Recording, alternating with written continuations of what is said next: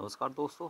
आज हमारा टॉपिक है भूगोल में भारत का भूगोल और भारत के भूगोल में बेसिक चीज़ें जो हम पढ़ने वाले हैं, हम उन्हीं पे चर्चा करेंगे बस। ठीक है। बेवजह की चीज़ें या क्वेश्चन इससे कोई बाहर की बात नहीं करेंगे। जितने क्वेश्चन हमारे पेपर में आने लायक है वो सारी चीज़ें हम जो है पढ़ने वाले हैं। ठीक है। तो यहाँ सबसे पहले जो हम पढ़ने वाले हैं वो ये पढ़ने वाले हैं कि भारत के नाम कैसे कैसे रखे गए और किसने ये नाम जो है रखे हैं। ठीक है। भारत के कितने नाम हैं। अब भारत की बात करें, इंडिया, जो भारत का नाम इंडिया है ये काफ़ी पॉपुलर नाम है। और जो यूनानी जो ग्रीक जो लोग आए थे, ग्रीक या आप कह सकते हैं क्या, यूनानी, ग्रीक या यूनानियों के द्वारा जो भारत को नाम दिया गया है वो नाम दिया गया है इंडिया। ठीक है। इसके अलावा जो भरत राजवंश है, कौन सा, भरत राजवंश, भरत राजवंश के बारे में जो बात की गई है, भरत राजवंश के बारे में एक पुराण है वायु पुराण। वायु पुराण में ये बात की गई थी कि एक भरत राजवंश नाम से राजवंश चलता था। उसमें राजा भरत के नाम से भारत का नाम जो है पड़ा है। ठीक है। इसको छोड़ दो, ये इसी का पार्ट था। कई बार तीसरे नंबर पे भारत में, चलो ये जब आ ही गया तो इसको भी बता ही देता हूँ कि ये क्यों लिखा था मैंने। दरअसल जो जैन धर्म है ना, जैन धर्म, तो जैन धर्म के जो तीर्थकर हैं, तो उनमें तीर्थकर में एक तीर्थकर थे जिसका नाम क्या था, ऋषभ देव। क्या नाम था, ऋषभ देव। तो ऋषभ देव के एक पुत्र थे, ऋषभ देव के पुत्र थे, उनका नाम था भरत। तो जैन धर्म वाले जो व्यक्ति हैं वो ये कहते हैं कि भारत का नाम जो भारत रखा हुआ है वो रखा हुआ है किसके नाम से, जैन धर्म के तीर्थकर ऋषभ देव के नाम से। और भारत की अगर बात करें तो ज़्यादातर जो वैलिड जो हमें एविडेंस मिले हैं तो ये माना जाता है कि भरत राजवंश जो वायु पुराण में जिसका वर्णन है उसके द्वारा भारत नाम रखा गया है। ठीक है। इसके अलावा क्या है, भारत में बहुत ज़्यादा जम्बू के पेड़ हुआ करते थे। जो आप महाभारत पढ़ोगे ना, महाभारत, तो महाभारत के समय भारत में बहुत ज़्यादा जम्बू के पेड़ हुआ करते थे। तो जम्बू के पेड़ों के कारण, जम्बू के पेड़ों के कारण, जम्बू के पेड़ों के कारण जो है भारत का एक नाम पड़ा था जिसका नाम क्या था, जम्बू द्वीप। ठीक है, जम्बू द्वीप। इसके अलावा बात करें तो मध्यकाल का, जो मध्यकाल भारत का रहा है, इतिहास को जब हम 3 पार्ट में पढ़ते हैं ना, आधुनिक काल, मध्यकाल और एक पूर्व का जो एनिशियंट इंडिया है, तो जो मिडेवल जो पार्ट रहा भारत का, तो उसमें जो लेखक थे अरबी और फारसी लेखकों ने, ठीक है, किसने, अरबी और फारसी लेखकों ने, किसने, अरबी और फारसी लेखकों ने क्या किया, अरबी और फारसी लेखकों ने भारत का जो नाम है, भारत का नाम क्या कर दिया, भारत का नाम हिंदुस्तान कर दिया। समझ पा रहे बात। इसके बाद अगला जो क्वेश्चन है, अगला क्वेश्चन क्या था, इसका अगला जो क्वेश्चन था, अगला क्वेश्चन ये कि मेलुहा, मेलुहा जो भारत का जो सबसे पुराना नाम है, जो ऋग्वेद या वेदों में जो लिखा हुआ है, तो आंसर आ जाएगा, सबसे पुराना नाम है मेलुहा। अगर तुमसे एक क्वेश्चन ये बन जाए कि भारत का सबसे पुराना नाम बताइए, और ये 4 नाम दे रखे हैं, जम्बूद्वीप, भारत, हिंदुस्तान, मेलुहा, तो सबसे ज़्यादा जो पुराना नाम क्या है वो है मेलुहा। 2 चीज़ों का और ध्यान रखना कि अगर आपसे पूछा जाए कि भारत के संविधान में, जो संविधान में जो नाम दिया हुआ है, संविधान में कौन सा नाम दे रखा है, तो संविधान में नाम दे रखा है इंडिया, इंडिया और भारत दोनों। ठीक है, इंडिया और भारत दोनों नाम जो है दिए हुए हैं। ठीक है, समझ पा रहे हैं आप, इंडिया और भारत दोनों नाम दे रखे हैं। तो अब बढ़ते हैं आगे और इसके बाद भारत की स्थिति पे बात करेंगे कि भारत की स्थिति जो है वो कैसी है और कहाँ, किस ग्लोब पर हम जो है रह रहे हैं, उस पर हम बात करेंगे। ठीक है। देखो, भारत अगर देखा जाए तो पृथ्वी कुछ इस तरीके से जो है अक्षांश और देशांतरों के रूप में बटी हुई है। ठीक है, इस वाले पार्ट को अगर देखा जाए तो इसको कहा जाएगा उत्तरी अक्षांश। क्या कहा जाएगा मेरे भाई? उत्तरी अक्षांश। ठीक है, इसको क्या कहा जाएगा? इसको कहा जाएगा दक्षिणी अक्षांश। क्या कहा जाएगा इसको? इसको कहा जाएगा दक्षिणी अक्षांश। इसके बाद अगर दिशाओं की बात करें तो ये कौन सी दिशा है? ईस्ट। ये कौन सी है? वेस्ट। ये कौन सी है? नॉर्थ। ये कौन सी है? साउथ। ठीक है जी। तो अब ईस्ट वेस्ट नॉर्थ साउथ में अगर लोकेट करा जाए कि भारत का है तो आपको ये पूरी स्थिति जो है ये दिखाई दे रही होगी कि ये वाला जो पूरा का पूरा पार्ट है, ये पार्ट जो है किसका है? ये वाला पार्ट भारत का है। ठीक है, तो भारत अगर देखा जाए तो आप समझ पा रहे होंगे कौन से अक्षांश में है? उत्तरी अक्षांश में है। कहाँ? उत्तरी अक्षांश में। अगर आपसे पूछा जाए कि ये पूरब में है या उत्तर में है उत्तरी अक्षांश में, तो आप कहोगे सर ये उत्तर पूर्व दिशा में है। कौन सी दिशा में है? उत्तर पूर्व दिशा। क्योंकि ये वाली जो दिशा होगी अगर आप देखोगे तो ये वाली दिशा कौन सी होगी? ये वाली दिशा उत्तर पूर्व दिशा होगी। ठीक है, ये कौन सी दिशा होगी? ये वाली, ये होगी उत्तर पूर्व दिशा। समझ पा रहे हैं बात? तो भारत जो है अगर देखा जाए तो उत्तरी अक्षांश में है, उत्तर पूर्व में है। ठीक है, और अगर यहाँ होता भारत तो हम कह देते हैं दक्षिणी अक्षांश। ये हो गया तो उत्तरी अक्षांश हो गया। तो इतनी बात जहाँ तक है मैंने समझाई है आपको, आप समझ गए होंगे कि भारत जो है वो कहाँ है? उत्तरी अक्षांश में है। ठीक है, अभी हम इस पर डिटेल में बात करेंगे उत्तरी अक्षांश में है, कैसे कैसे भारत बना है। ठीक है, इसके बाद आगे बढ़ते हैं। और ये अब आपसे अगर एक दो क्वेश्चन ऐसे आ जाएं, एक दो क्वेश्चन ऐसे आ जाए कि भारत बना कैसे है। ठीक है, भारत जो है वो बना कैसे है, तो सबसे पहले मैं आपको बता दूं भारत बना कैसे है। तो अगर देखा जाए तो लगभग आप ये मान सकते हैं कि 120 मिलियन साल पहले, कितने साल पहले? 120 मिलियन वर्ष पहले भारत जो है वो इस वाले पार्ट का पूरी तरीके से क्या है? हिस्सा है। अफ्रीका का इस तरीके से जुड़ा हुआ हिस्सा था। ठीक है, ये आपका, ये जो मैंने रेड रेड किया है ये वाला जो पार्ट है ये आपका कॉन्टिनेंट है, अफ्रीका कॉन्टिनेंट। ठीक है भाई, तो यहाँ क्या हो रहा है कि ये अफ्रीका कॉन्टिनेंट का 120 मिलियन साल पहले हम जो है क्या है? हिस्सा थे। अब हो क्या रहा है? हो ये रहा है कि अब यहाँ 45 मिलियन साल पहले, 45 मिलियन साल पहले, ठीक है, कितने साल? 45 मिलियन साल पहले यहाँ पर एक हॉट स्पॉट था। हॉट स्पॉट मतलब आप ये कह सकते हैं कि एक तरह का ये क्या हो सकता है? ज्वालामुखी था ये। तो ये क्या होता है कि 45 मिलियन साल पहले ये वाला हॉट स्पॉट जो है इसमें मूवमेंट हुआ। मूवमेंट होने के बाद ये वाला जो हिस्सा है ये टूट कर ये इधर सरकना शुरू हो गया। कहाँ? इधर को सरकना शुरू हो गया। और उसके बाद क्या होता है कि ये जब हिस्सा सरका तो सरकने के बाद ये जो पूरा का पूरा जो ये पार्ट है ना, ये वाला हिस्सा, ये आपका क्या हो गया? ये वाला पार्ट भारत से जाकर जुड़ गया। तो अब ये वाला पार्ट, इसको, ये आपका क्या है? यूरोप, और ये है एशिया। इस दोनों वाले पार्ट को क्या कहा जाता है? इसको कहा जाता है यूरेशिया। क्या कहा जाता है इसको? यूरेशिया कहा जाता है। तो इस यूरेशिया वाले पार्ट से जाकर जो है ये क्या हो गया? यूरेशिया वाले पार्ट से जाकर जुड़ गया। तो अगर आपसे देखा जाए कि भारत जो है भौगोलिक स्थिति के आधार पर जो है वो किसका हिस्सा था, तो भौगोलिक स्थिति के आधार पर भारत किसका हिस्सा है? आप क्या बताओगे सर? भारत अफ्रीका का क्या है? हिस्सा है। ठीक है, अफ्रीका का हिस्सा है। इसके बाद अगर यही वाली बात आ जाए कि ये कैसे अलग हुआ, तो आप कह सकते हैं कि एक रीयूनियन, क्या नाम है? रीयूनियन नाम का एक हॉट स्पॉट था। रीयूनियन नाम का एक ज्वालामुखी था जो 45 साल पहले फटा और उसके बाद इस जगह ने मूवमेंट करना शुरू कर दिया और ये वाली जो चट्टानें हैं जाकर यहाँ इससे जुड़ गई।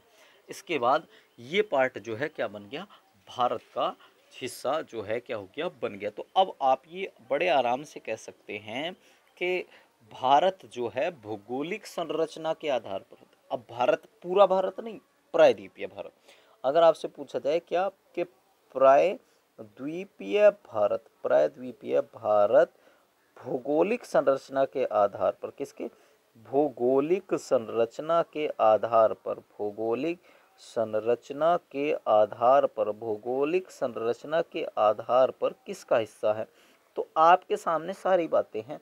ये अफ्रीका है, ये यहाँ से टूटेगा और इसके बाद ये यहाँ जुड़ गया, तो भौगोलिक संरचना के आधार पर भारत जो है वो किसका हिस्सा था? अफ्रीका का हिस्सा था। इस तरीके से भारत जो है बना। कितने मिलियन साल पहले बना? 45 मिलियन साल। ठीक है, 120 मिलियन वर्ष पहले जो है ये पूरी तरीके से क्या है, ये जुड़ा हुआ है। ठीक है, ये वाली बातें आपको समझ में आ गई होंगी कि भारत जो है वो किसका हिस्सा था पहले। भारत जो है ये आपका किसका हिस्सा था? अफ्रीका का हिस्सा था। ठीक है, अब आगे बढ़ते हैं। अब आगे बढ़ते हैं तो मैंने यही वाली बात बताई आपको, यही दो जो पॉइंट आ रहे हैं यही वाली बात बताइए कि भारत पहले गोंडवाना लैंड का हिस्सा था। ठीक है, देखो पृथ्वी कुछ इस तरीके से थी पहले, तो इसका ऊपर वाला हिस्सा जो है इसको तो कहा जा रहा है अंगारा लैंड। ठीक है, अंगारा लैंड। और निचले वाला जो हिस्सा है इसका नाम क्या है? इसका नाम है गोंडवाना लैंड। तो भारत जो है वो पहले यहाँ है। देखो मैंने अभी तो दिखाया था आपको कि ये वाला जो हिस्सा है ये क्या है, भारत पहले तो यहाँ है, अब वो यहाँ हो गया। तो वो यही तो पूछ रहा है, वो यही तो कह रहा है कि ये बताओ भारत पहले किसका हिस्सा था? तो 120 मिलियन साल पहले, 120 मिलियन साल पहले ये क्या था? ये आपका अफ्रीका का हिस्सा था। 45 मिलियन वर्ष पहले अफ्रीका से क्या हो गया? अलग हो गया और यूरेशिया से क्या हो गया?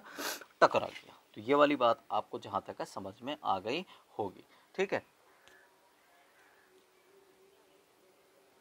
ये बात समझ में आ गई होगी। तो अब थोड़ा सा और आगे बढ़ते हैं और यहाँ से दो चार क्वेश्चन जो आपको मिल सकते हैं उस पर चर्चा करेंगे कि और क्या क्वेश्चन आपके बन सकते हैं एग्जाम में।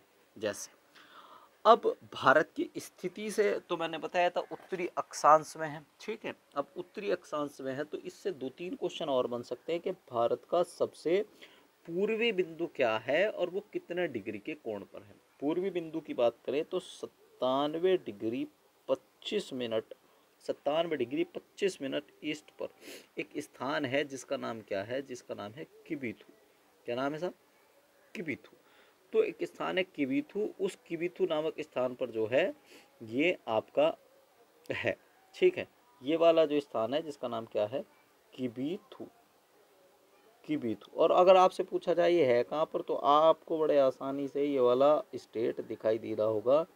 ये स्टेट कौन सा है? तो ये स्टेट है आपका अरुणाचल प्रदेश। कितने डिग्री के कोण पर है? 97 डिग्री 25 मिनट। ठीक है, इसके बाद आ जाएगा कि आपका सबसे पश्चिमी बिंदु कौन सा है? तो सबसे पश्चिमी बिंदु है ये वाला। और ये कितना है? तो आप कह दोगे सर 68 डिग्री 7 मिनट के कोण पर ये बिंदु है। और ये है कहाँ पर? तो आप कहोगे सर ये आपका गुजरात में है। कहाँ पर है ये? गुजरात में। कहाँ पर? गुजरात में। ये हो गया आपका गुजरात में। नाम क्या है इसका अगर आपसे पूछा जाए तो इसका नाम है गौर माता। क्या नाम है इसका? गौर माता इसका नाम है। क्या नाम है? गौर माता। इसके बाद आ जाएगा आपका कि सबसे, अब दो क्वेश्चन बनेंगे इससे, दो क्वेश्चन बनने वाले हैं इससे दो क्वेश्चन बनेंगे। दो क्वेश्चन ये इस तरीके से बनेंगे कि एक तो ये वाला और एक यहाँ पर आपका इस तरीके से एक ये दिखाई दे रहा है आपको। देखो ये थोड़ा सा हाइड हो रहा है ये वाला जो हिस्सा है ये और ये। तो अगर आपसे पूछा जाए कि भारत का मुख्य भूमि का दक्षिणतम बिंदु, तो ये स्टेट आपको दिखाई दे रहा होगा। ये वाला जो स्टेट है इसका नाम क्या है? तमिलनाडु। क्या नाम है इसका? तमिलनाडु। तो यहाँ पर आपका कन्याकुमारी में एक स्थान है जिसका नाम क्या है? कन्याकुमारी में इसका नाम क्या है? अगर आपसे पूछा जाए तो कैप कोमोरिन। क्या नाम है इसका? Cap Comorin. कैप कोमोरिन नाम है इस स्थान का। तो कैप कोमोरिन में यहाँ पर क्या है?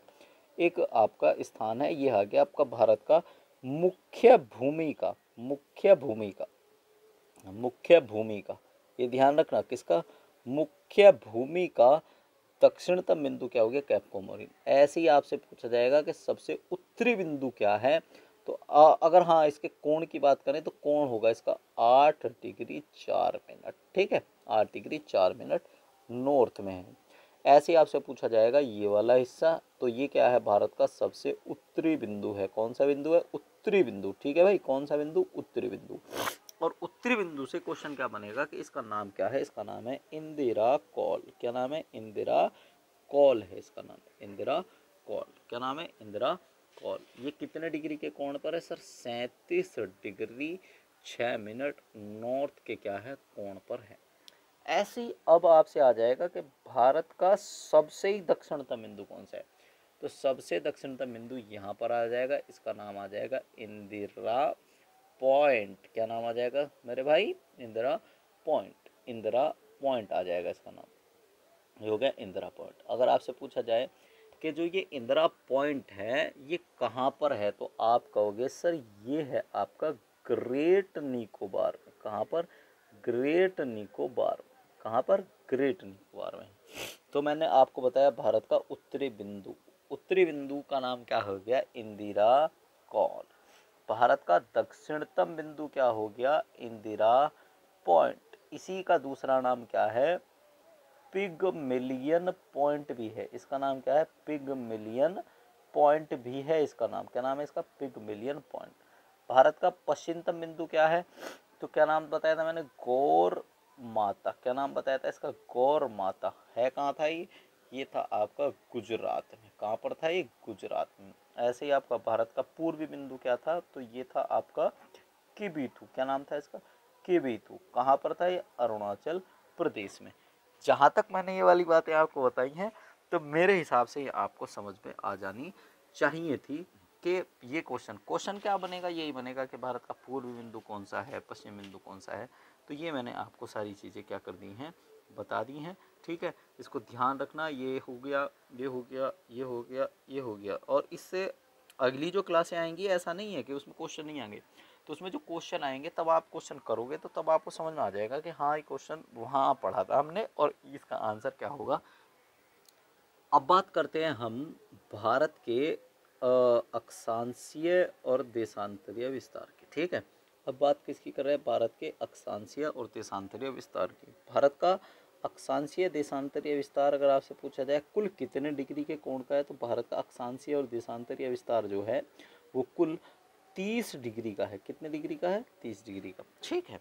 तो अब आपसे ये पूछा जाए कि देखो मैंने यही वाली चीज़ें आपको बता दी हैं, ठीक। अब मैं फिर से रिपीट करके बता दूं आपसे कि ये वाला हो गया भारत का सबसे पूर्वी बिंदु, ठीक है। ये हो गया भारत का सबसे पश्चिमी बिंदु, ये हो गया आपका पूर्वी बिंदु, ये हो गया उत्तरी बिंदु, ये हो गया दक्षिणी बिंदु। अब इससे एक दो क्वेश्चन क्या बन सकता है, इससे एक दो क्वेश्चन ये बनेगा कि तुम्हारा जो ये दक्षिणी बिंदु है, इससे एक दो क्वेश्चन ये बन सकता है कि अब पूरब से पश्चिम तक की लंबाई कितनी है, उत्तर से दक्षिण तक की लंबाई कितनी है। तो अगर आपसे पूछा जाए कि भारत की पूर्व से पश्चिम तक लंबाई, ठीक है, ईस्ट टू वेस्ट लंबाई कितनी है, पूर्व से पश्चिम तक लंबाई कितनी है, तो क्या बताओगे, 2933 किलोमीटर। अगर आपसे पूछा जाए उत्तर से दक्षिण तक लंबाई कितनी है, उत्तर से दक्षिण तक की लंबाई है 3214 किलोमीटर। कितनी है साहब, 3214 किलोमीटर है, ठीक है, 3214 किलोमीटर है, ठीक। अब इससे एक दो क्वेश्चन और बनवा देता हूँ मैं, जिससे तुम्हें थोड़ा सा और सही लगे, ठीक। जैसे एक दो क्वेश्चन ये बनेंगे आपके, चलो यहाँ से बना देते हैं कि भारत के किस राज्य से अक्षांश और देशांतर रेखाएं गुजरती हैं, किस किस राज्य से अक्षांश और देशांतर रेखाएं गुजरती हैं, ठीक है। ये क्वेश्चन ऐसा तो है नहीं आप पहली बार पढ़ रहे हैं। अगर आपसे पूछा जाए कि भारत से देखो ये एक दो चीज़ अगर आपको नहीं पता मैं आपको बता दे रहा हूँ कि ये इस तरीके की जो रेखाएं होती हैं इन रेखाओं को कहा जाएगा अक्षांश रेखाएं, ठीक है, इनको क्या कहा जाएगा, अक्षांश रेखाएं। और अगर ये वाली रेखाएं होंगी इस तरह की तो इनको क्या कहा जाएगा, इनको कहा जाएगा सर देशांतर रेखाएं। कौन सी रेखाएं, देशांतर रेखाएं। तो ये पूछना चाह रहा है कि ये वाली रेखाएं और ये वाली रेखाएं भारत से कहाँ कहाँ से गुजरती हैं, ठीक है। तो इस पे बात करेंगे। अब यहाँ इस पे बात कर लेते हैं। तो भारत से अक्षांश और देशांतर रेखा है, सबसे पहले हम बात कर रहे हैं देशांतर रेखाओं की। तो देशांतर रेखा भारत से जो मेन देशांतर रेखा है वो केवल एक है जिससे हमने टाइम लिया। देखो इस तरीके से एक रेखा है जो गुजर रही है, ठीक है, और ये रेखा है 82.5 डिग्री की, ठीक है, कितने की, 82.5 डिग्री की है, ठीक है, 82.5 डिग्री देशांतर की है। और ये आपसे कहा जाए ये 82.5 डिग्री देशांतर का रोल क्या है, तो ये यहाँ पर एक स्थान है जिसका नाम क्या है, प्रयागराज का नैनी। क्या नाम है इसका, प्रयागराज का नैनी। तो ये प्रयागराज के नैनी से यहाँ से क्या गुजर रही है, रेखा गुजर रही है। इसी से हमने अपना IST का मतलब है Indian standard time, Indian standard time, ठीक है, इंडियन स्टैंडर्ड टाइम लिया है, इंडियन स्टैंडर्ड टाइम जो है हमने इससे लिया है। अब एक क्वेश्चन ये और है कि ये वाली जो रेखा है यहाँ से यहाँ तक वाली जो रेखा है, ये कहाँ कहाँ से किन किन राज्यों से क्या हो रही है, गुजर रही है, ठीक है। ये वाली जो रेखा है, ये रेखा किन किन राज्यों से गुजर रही है, सॉरी, इस तरीके से गुजर रही है, इस तरीके से गुजर रही है। तो आप क्या कहोगे इसको, सर ये एक तो आपकी गुजर रही है MP से, ठीक है, एक MP से है, एक UP से है, एक छत्तीसगढ़ से है, एक छत्तीसगढ़ से है, एक उड़ीसा से है, एक उड़ीसा से है, और एक है आपका आंध्र प्रदेश से। तो ध्यान रखना, आंध्र प्रदेश, आंध्र प्रदेश, इसके बाद ये UD है, ये हो गया उड़ीसा, ये हो गया उड़ीसा, उड़ीसा से है। इसके अलावा आपका छत्तीसगढ़ से है, छत्तीसगढ़ से है। इसके बाद हो गया आपका मध्य प्रदेश, मध्य प्रदेश से है। और इसके अलावा आपका अपना प्यारा उत्तर प्रदेश हो गया। इससे इन सारे राज्यों से ये जो है आपकी 82.5 डिग्री की जो रेखा है, जिसको देशांतर रेखा कहा जाएगा, ये रेखा गुजर रही है। क्वेश्चन क्या बनेगा, क्वेश्चन ये कई बार ऐसे बनेगा आपका, जैसे ये दे रखे हैं इसमें राज्य, आंध्र प्रदेश दे रखा है, तो इसमें से एक राज्य मान लो, वो क्या करेगा, वो ऐसे करेगा, आंध्र प्रदेश, उड़ीसा, छत्तीसगढ़, और दे देगा महाराष्ट्र, और बोल दिया कि उसने आंध्र प्रदेश, उड़ीसा, छत्तीसगढ़, महाराष्ट्र, निम्न में से कौन से राज्य में आपकी जो 82.5 ईस्ट देशांतर रेखा नहीं गुजरती, तो बड़े आराम से कर दोगे कि सर महाराष्ट्र में क्या होता है, 82.5 ईस्ट डिग्री देशांतर रेखा नहीं गुजरती। इतनी सी बात है, समझ आ गई होगी आपको, ठीक है। 82.5 इस देशांतर रेखा से ही हमने क्या लिया है, अपना IST लिया है, इंडियन स्टैंडर्ड टाइम जो है क्या किया है, लिया है, समझ गए। इसी से हमने क्या लिया है, अपना इंडियन स्टैंडर्ड टाइम जो है क्या किया है, लिया, ठीक। अब इससे और क्या क्वेश्चन बन सकते हैं, और क्वेश्चनों पे हम क्या करेंगे, बात करेंगे, और कौन कौन से क्वेश्चन इससे बन सकते हैं। देखो ये वाला तो मैंने आपको क्या कर दिया, समझा दिया। अब आगे चलते हैं और आगे इन सारी चीज़ों को क्या करेंगे, देखते हैं। तो भारत के किस किस राज्य से अक्षांश रेखा की तो हमने सॉरी देशांतर रेखा की तो बात कर ली, अब बात करते हैं अक्षांश रेखा। भारत से एक अक्षांश रेखा गुजरती है जिसका नाम क्या है, कर्क, ठीक है। इस तरीके से भारत से एक रेखा गुजरती है, इसका नाम क्या है, इसका नाम है कर्क रेखा। कर्क रेखा से अगर आप ध्यान रखो कि कर्क रेखा भारत के कितने राज्यों से होकर गुजरती है, तो आप ये बता सकते हैं कि भारत के 8 राज्यों से, 8 राज्यों से, 8 राज्यों से क्या होती है, कर्क रेखा गुजरती है, कर्क रेखा गुजरती है, ठीक है। 8 राज्यों से क्या होता है, कर्क रेखा गुजरती है। 8 राज्य कौन कौन से हैं, इसको ऐसे याद कर लेना आप, मित्र पर, मित्र पर, गमछा, गमछा, झार, ठीक है, मित्र पर गमछा झार, इसको ऐसे याद कर लेना, मित्र पर गमछा झार से याद कर लेना, ठीक है, मित्र पर गमछा झार।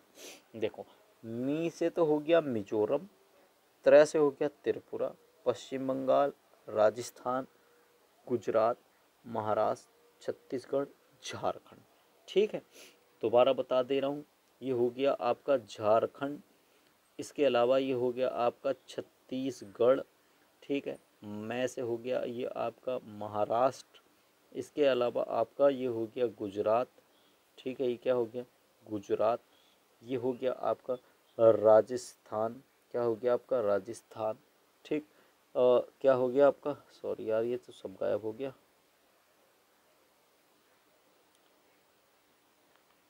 ये तो सारा गायब हो गया भाई।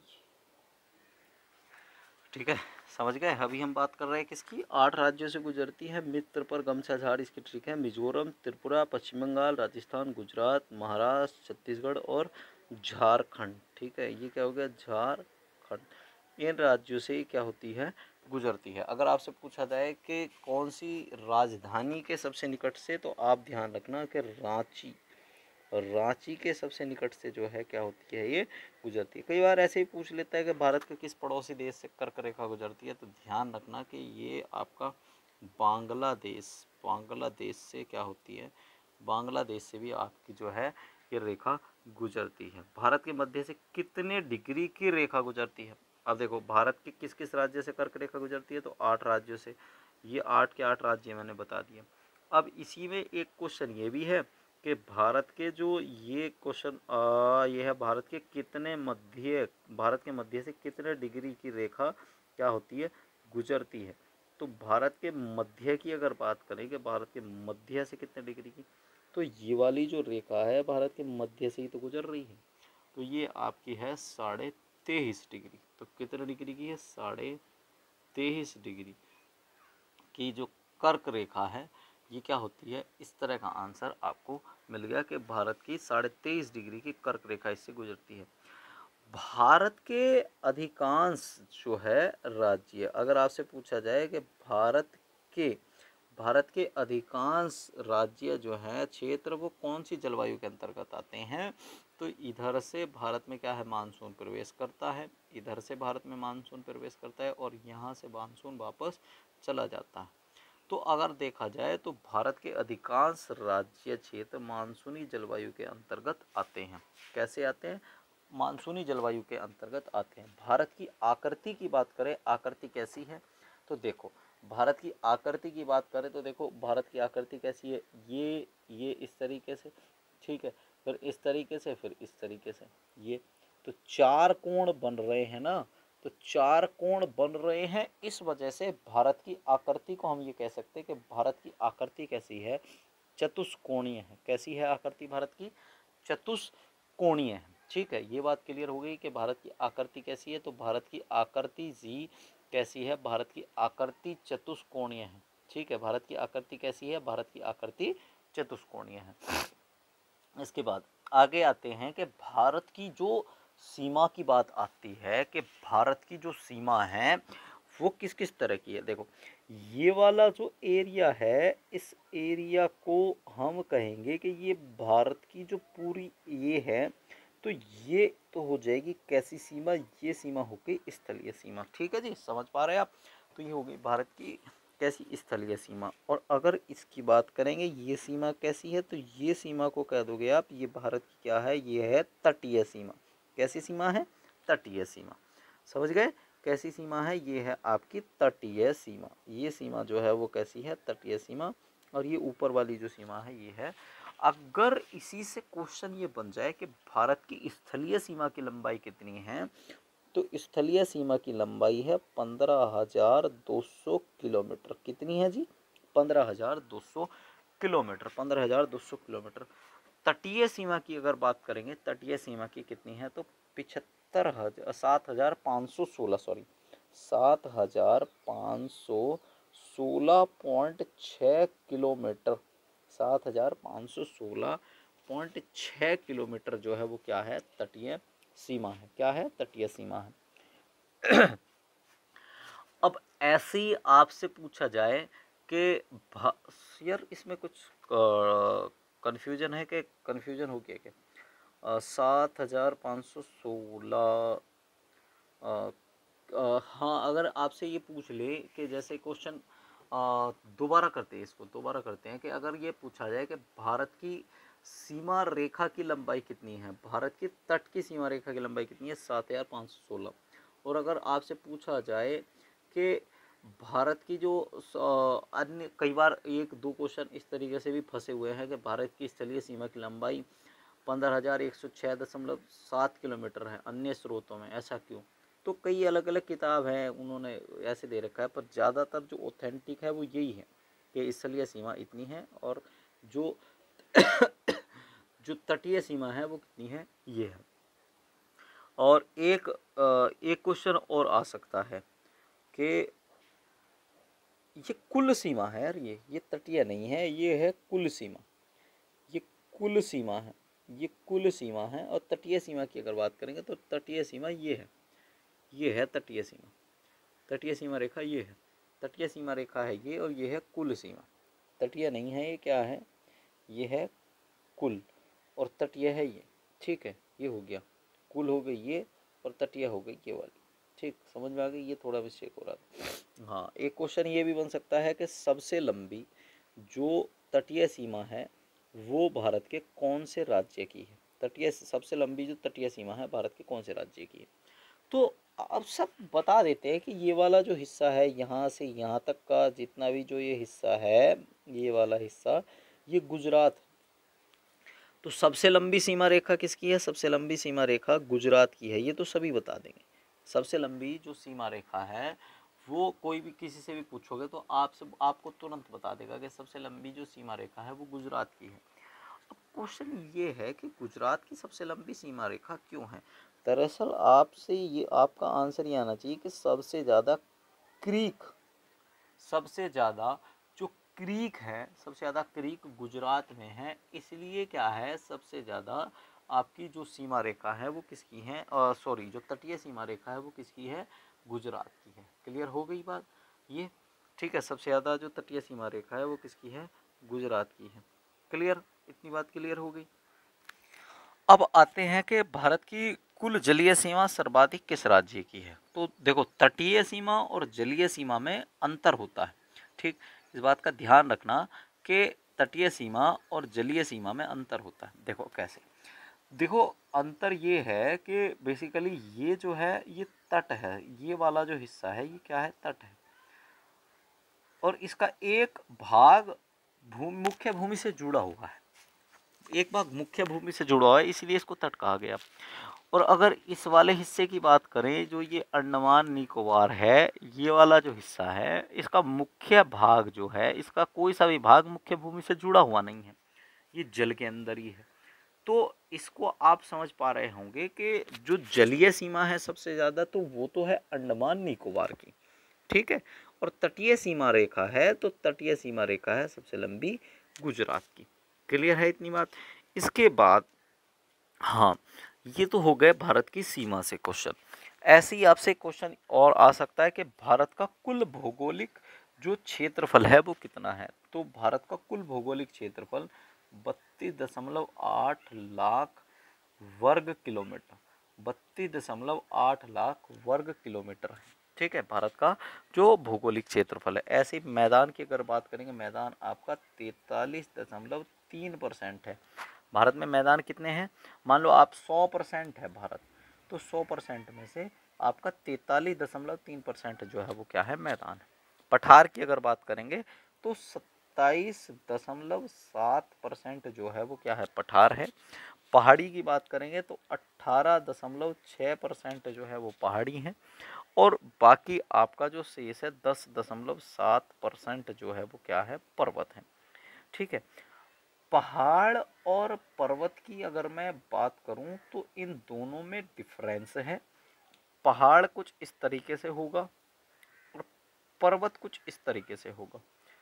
पर्वत का जो शीर्ष होता है, पर्वत का जो शीर्ष होगा वो नुकीला होगा। पर्वत का जो शीर्ष होगा वो क्या होगा? नुकीला होगा।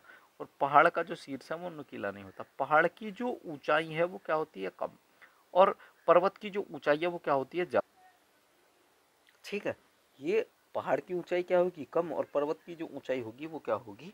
ज्यादा होगी। ठीक है, अब एक क्वेश्चन ये बनता है कि दुनिया की जो जनसंख्या के मामले में अगर देखा जाए तो भारत अब जो है जनसंख्या के मामले में सबसे ज्यादा है। तो कुल जनसंख्या का लगभग 17.5%, कुल जनसंख्या का 17.5% भाग जो है वो किसके पास है? भारत के पास है। और आबादी का लगभग 6वां भाग, आप ये कह सकते हैं कि जो दुनिया की आबादी है ना, उस आबादी का लगभग 6वां भाग जो है वो किसके पास है, हमारे पास है। क्षेत्रफल के आधार पर हम 7वें नंबर पर आते हैं। क्षेत्रफल के आधार पर भारत का जो स्थान है 7वां है। और अगर आपसे आ जाए कि कुल भूमि कितने परसेंट है, कुल भूमि की अगर बात करें, कुल भूमि तो 2.4% हमारे पास पूरी दुनिया में, मान लीजिए 100% भूमि है, तो इस 100% भूमि का लगभग 2.4% जो भूमि है वो हमारे पास है। विश्व के क्षेत्रफल का, ये इसको इस तरीके से भी कह सकते हैं या ये भी कह सकते हैं कि विश्व के क्षेत्रफल का 2.4% जो है वो किसके पास है, ये हिस्सा जो है वो भारत के पास है। ठीक, क्लियर हो गई बात।